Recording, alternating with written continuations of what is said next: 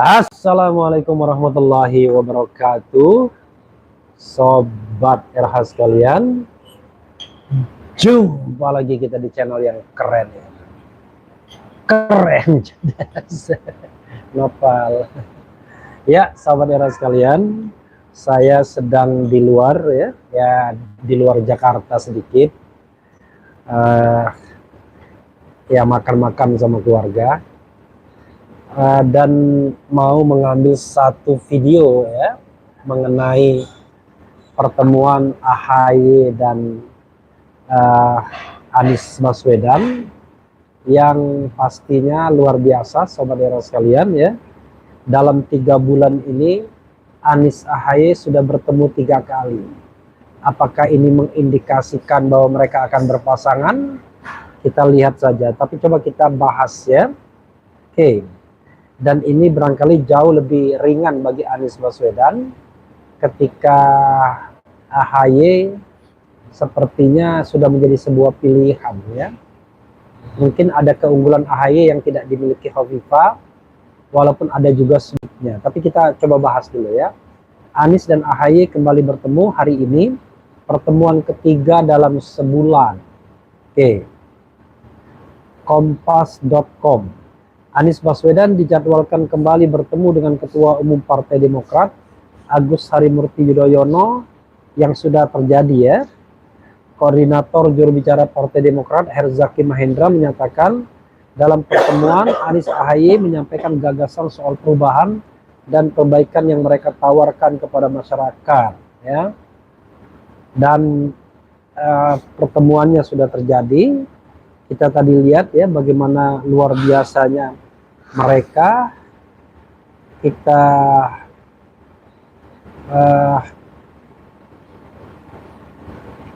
Kita coba lihat berita-berita yang terkait dengan mereka yang sudah dikumpulkan tim ya.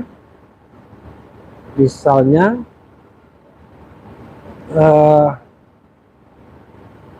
usai bertemu Anies, AHY Demokrat tetap berada di garis perubahan dan perbaikan. Jadi kita tahu bahwa dalam 1 bulan Anies bertemu dengan AHY itu ya sudah 3 kali. Pertama ketika nonton bareng di JIS ya, nonton konser Ahmad Dhani Jakarta International Stadium.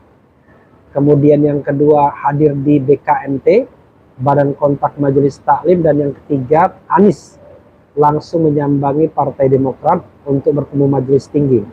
Walaupun SBY tidak hadir karena memang ada kegiatan, tapi ini semakin menegaskan sepertinya memang yang akan manggung adalah pasangan Anies dan AHY ya. Oke, coba kita bacakan ini. Usai bertemu Anies, AHY Demokrat tetap berada di garis perubahan dan perbaikan. Ketua Umum Partai Demokrat Agus Harimurti Yudhoyono, AHY menegaskan bahwa partainya akan tetap berada dalam garis perubahan dan perbaikan. Hal itu ditegaskan AHY dalam jumpa pers usai pertemuan dengan bakal calon presiden Anies Baswedan di markas Demokrat hari ini.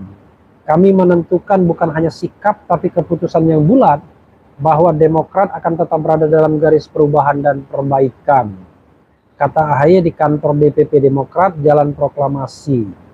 AHY mengatakan Demokrat meyakini semangat perubahan dan perbaikan pada pemilu 2024 semakin besar. Ini bukan hanya dugaan atau asumsi, tapi juga berdasarkan aspirasi dari suara lantang masyarakat kita di berbagai penjuru tanah air. Dalam setiap kunjungan ke daerah selama ini, AHY mengaku bahwa pihaknya selalu mendengar harapan dan keinginan rakyat untuk Indonesia yang semakin baik. Ketika hari ini banyak kalangan masyarakat yang juga menghadapi berbagai persoalan dalam kehidupan sehari-hari. Oleh karena itu, melalui perubahan yang kita canangkan bersama, mudah-mudahan kehidupan masyarakat kita juga semakin baik, katanya. Diberitakan sebelumnya, mobil yang ditumpangi Anies tiba sekitar pukul 10.15 di markas Demokrat. Anies disambut oleh Ketum Demokrat AHY, Ketum Edi Baskoro Yudhoyono alias Ibas, dan yel-yel dari para kader partai berlambang Mercy itu. Sambil mengibarkan bendera Partai Demokrat, Mereka bernyanyi untuk menyambut Anies. Yo ayo Anies AHY, ku yakin kita pasti menang. Sorak para kader dan relawan Partai Demokrat.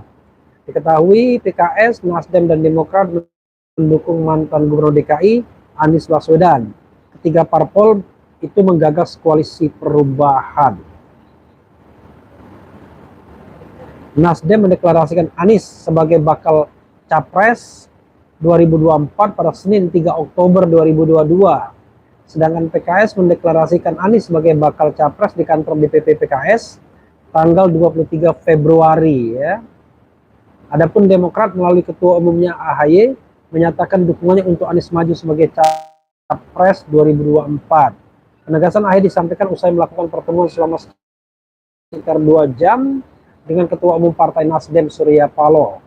Ketiga parpol sudah memenuhi syarat ambang batas pencalonan. Nasdem 10,2% atau 59 kursi, Demokrat 9,4% setara dengan 54 kursi, dan PKS 8,7% atau 50 kursi. Sehingga total dari gabungan ketiga parpol itu sebanyak 163 kursi atau 28,3%. Jadi kalau kursi minimal 115, jadi more than enough ya. Diketahui pasal 222 Undang-Undang 7 2017 tentang pemilu menyatakan bahwa pasangan calon diusulkan oleh partai politik atau gabungan partai politik peserta pemilu yang memenuhi persyaratan 20% kursi DPR atau 25% suara sah secara nasional pada pemilu anggota DPR sebelumnya. Jadi sobat RH sekalian, kita wah ini di belakang ada orang. Kita geser sedikit ya sama daerah sekalian biar tidak terganggu di belakang ya. Jadi kita tahu bahwa sobat daerah sekalian ya, soal wakil presiden ini ya sebenarnya materi yang mungkin saja bisa bikin deadlock ketiga partai. Tapi rupanya dengan progres yang luar biasa ya, AHY dan Demokrat mengatakan mendukung Anies, kemudian dilanjutkan PKS, maka paling tidak pencalonan Anies berlangsung mulus, insya Allah ya. Karena masih ada satu tantangan bagi Anies adalah apakah dia kemudian jadi diincar KPK atau tidak untuk dipersangkakan. Kalau memang dipersangkakan dan itu dibuat-buat, tentu rakyat yang ngamuk dan KPK akan merusak demokrasi ya. Dan sobat era sekalian, ini mematahkan, ada yang ragu ya, pengamat surveyor yang ragu Anies bisa dicalonkan partai politik karena dia tidak punya yang namanya political vehicle, tidak punya partai politik, tidak punya kendaraan politik. Tapi ternyata justru Anies lah yang pertama kali bisa memenuhi itu. So far Prabowo Subianto juga sepertinya memenuhi itu karena sudah didukung oleh PKB. Hanya persoalannya adalah sepertinya pembicaraan di antara Gerindra dan PKB belum selesai, belum usai. Karena keinginan untuk menjadikan Caimin atau Muhaimin Iskandar sebagai calon wakil presiden itu belum diterima oleh Prabowo Subianto. Karena Prabowo masih mengincar gebetannya itu Ganjar Pranowo sebagai prioritasnya, dan juga dia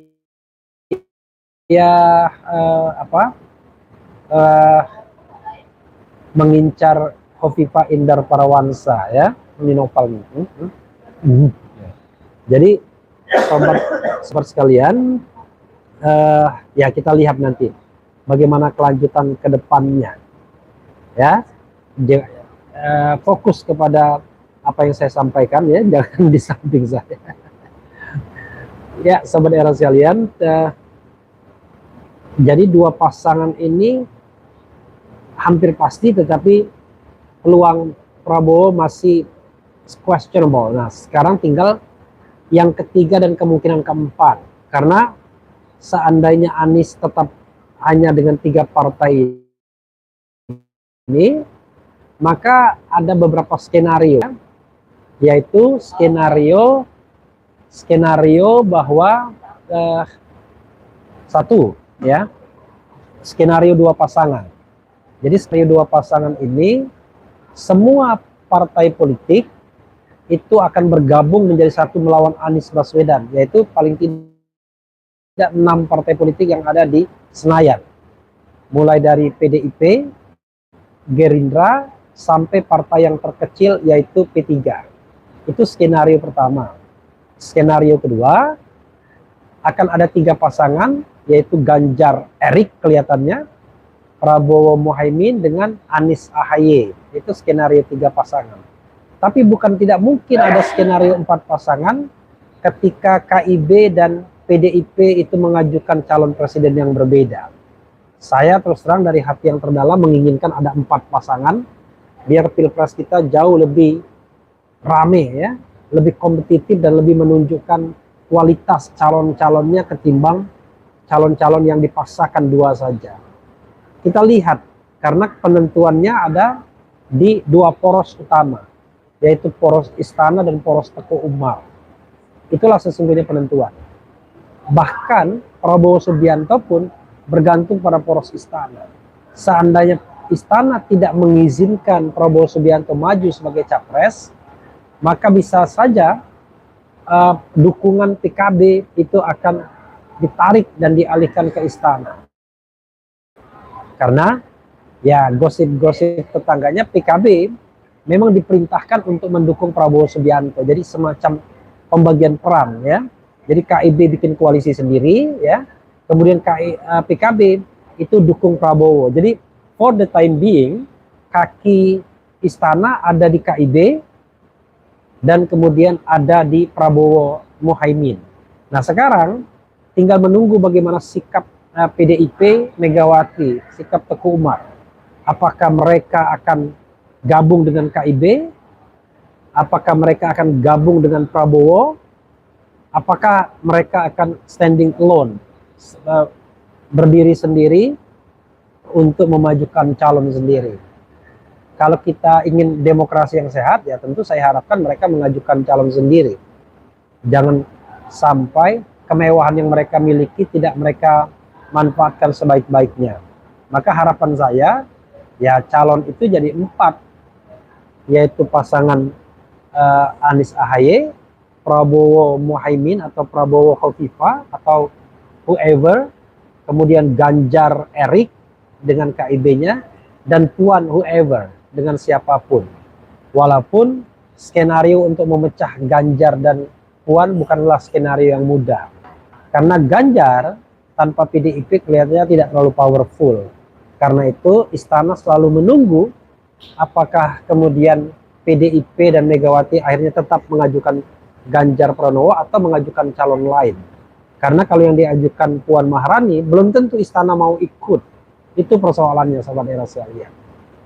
Jangan-jangan dia ngeblok di Prabowo Subianto. Kita lihat. Jadi untuk kubu Anies sepertinya mereka sudah tidak bingung lagi menentukan presiden dan wakil presidennya. Nih, nah ini kalau ini Novel ini penyandang autis ya sahabat era sekalian. Memang dia sering begitu ya. Jadi kalau yang mengikuti yang mengikuti channel akun Novel sudah paham ya.